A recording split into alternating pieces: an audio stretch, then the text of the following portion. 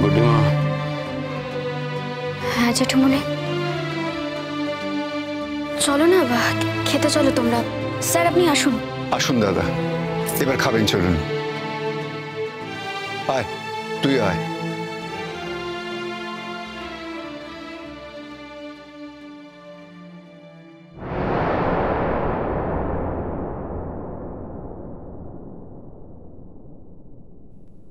আসছি। শোন মা, আজ তুই আমার সঙ্গে বসে খাবি। কতদিন হয়ে গেল আমরা পাশাপাশি বসে খাইনি বলতো? তুমি কি ভয় পাচ্ছ জেঠুমনি? ভাবছো না যে আমি না খেয়ে থাকবো? আমি না খেয়ে থাকবো না জেঠুমনি। আজকে না খেলেও কালকে তো আমাকে খাবারটা খেতেই হবে। আমি খাবো। তুই একদিন খুব সুখী হবি। তোর সুখের কোনো সীমা পরিসীমা থাকবে না।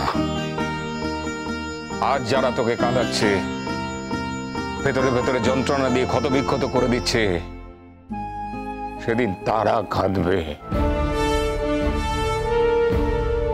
এমন অভিশাপ দিও না জেঠুমনি। জেঠুমনি, আমি চাই না কেউ কাঁদুক। আর সত্যি সত্যি আমি নিজেও কাঁদতে চাই না। তবে কি জানো তো, কিছু কিছু কান্না কি আর মানুষের নিয়ন্ত্রণে থাকে জেঠুমনি? সেই কান্নাটুকু তাকে সারা জীবন বয়ে বেড়াতে হয়। তোমাকে তো আর মিথ্যে বলতে পারবো না জেঠুমনি। আমার জীবনেও সেই কান্নাটুকু আছে, আর চিরজীবন সেই কান্নাটুকু থাকবে।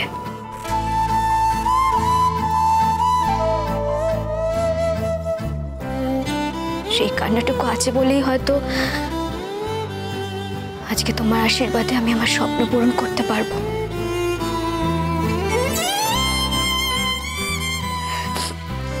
জেঠুমনি, চলো না খাবে, চলো, এসো এসো। চলো বেটি।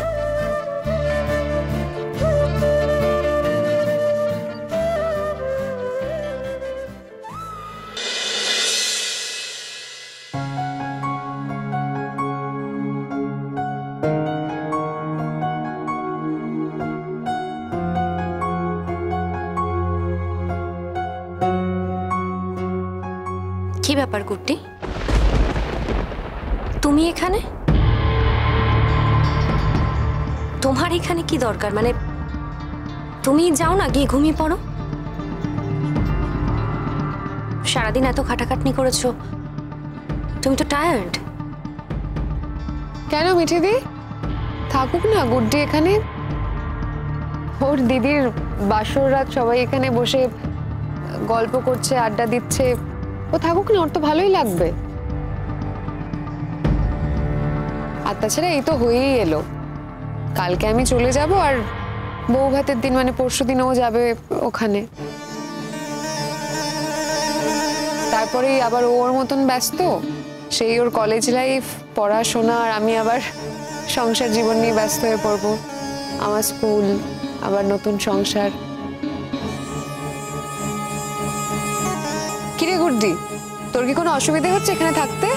না তো, আমার কোনো অসুবিধা হচ্ছে না। তোমার বিয়েতে আনন্দ করবো বলেই তো এসেছি শিরিন দিদি। দেখেছো তো, আমি যদি এখন ওকে চলে যেতে বলি না, ওরই খারাপ লাগবে। এখানে কি হচ্ছে না হচ্ছে ও সবকিছু মিস করবে। Are you sure? হ্যাঁ, ঠিক বুঝলাম না।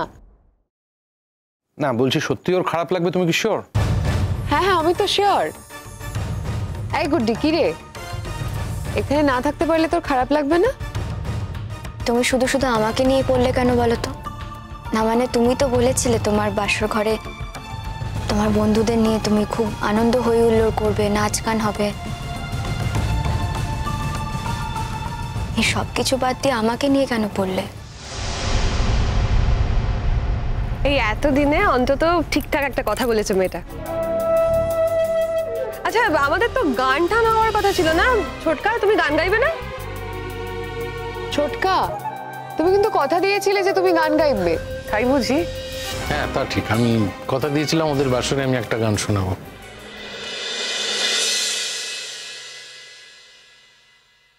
অনুজ, তুমি কি টায়ার্ড নাকি? না না, টায়ার্ড হবো কেন, একটু ঘুম পাচ্ছে। না না না, আজকে ঘুম পেলে চলবে না, আজকে ঘুম পাওয়া পারো, এত সহজে ছাড়ছি না। শোনো, তোমরা যতই কায়দা করে আমাদের এখান থেকে সরানোর চেষ্টা করো, আমরা কিন্তু সহজে এখান থেকে সরছি না। এই যা, আজকের দিনে এরকম কথা বলো না। না রে ছোটদা ভাই, তোদের ঘুমোতে দেব। আমার ছোটদা ভাই কত কায়দা করে কত সিগন্যাল দিচ্ছে, একটু বুঝতে পারছো না? ছোটদা ভাই দাঁড়া, আর একটুখানি, হ্যাঁ আর একটুখানি এই নিয়ম রক্ষার সময়টুকু আমরা থাকবো, আর একটু তোদের জ্বালাবো, তারপর আমরা চুপচাপ করে চলে যাব। আর আজকের দিনে ঘুম পেয়েছে টুম পেয়েছে সব বলিস না, কারণ আমরা জানি হ্যাঁ যে আজকের দিনে তুই আর শিরিন ঘুমাও দিত না।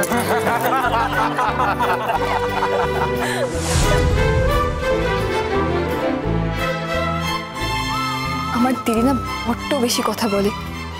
কুটি, তুমি প্লিজ ওর কথা কিছু মনে করো না। কি আশ্চর্য কোয়েন, বরং আমি তোমার কথাতেই মনে করছি। সোহাগদের ভাইয়ের বিয়ে বলে কথা, সে তার ভাই আর তার নতুন বউকে নিয়ে আনন্দ করবে, মজা করবে, এর মধ্যে মনে করার তো কিছু নেই, তাই না? তুমি না বড্ড বেশি চাপা কুটি। বুঝলাম না, এর মধ্যে আবার চাপা খোলার কি আছে? কারণ আমি জানি যে তোমার কষ্ট হচ্ছে।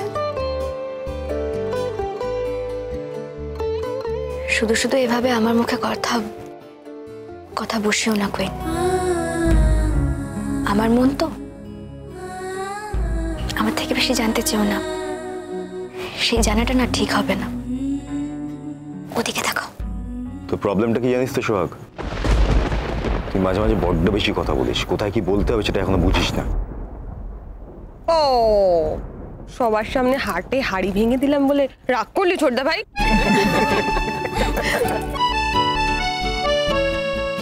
আচ্ছা ঠিক আছে, হয়ে গেছে তো। সোহাগ, এখানে তোর ছোট বোনও রয়েছে না, তো মানে লজ্জা পাচ্ছে, তুমি কেন ওকে সবার সামনে লজ্জা দিচ্ছ?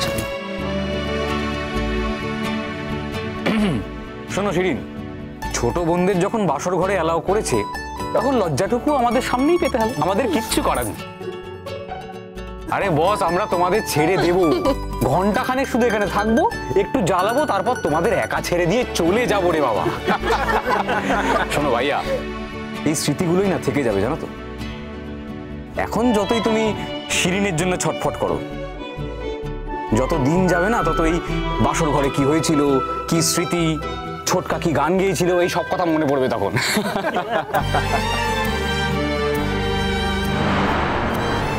তুমি যখন কথা দিয়েছো গান গাইবে, তখন গানটা গেয়ে দাও, আমাদের তো বেরোতে হবে আবার। সে কি কেয়ারফুল? এই তুমি কেন বাড়ি যাবে? তোমাকে তো আমরা সিনিয়রদের মধ্যে ফেলি না, থাকো না।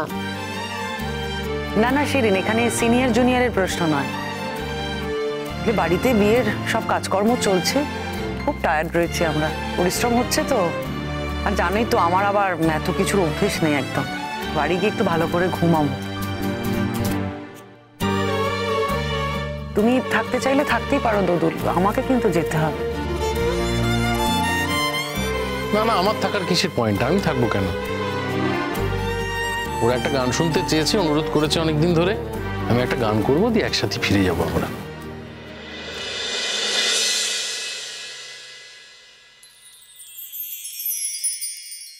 আমার কাছে তো টাকা পয়সা নেই শিরিন দিদি, তাই তোমাকে কোনো রকম কোনো উপহারও দিতে পারবো না। তুই তো আমাকে অমূল্য উপহার দিচ্ছিস কুট্টি। এই যে তুই আমার বিয়েতে গান গাইবি, এগুলো তো সব অমূল্য পাওনা, এগুলো কি আর দাম দিয়ে পাওয়া যায়?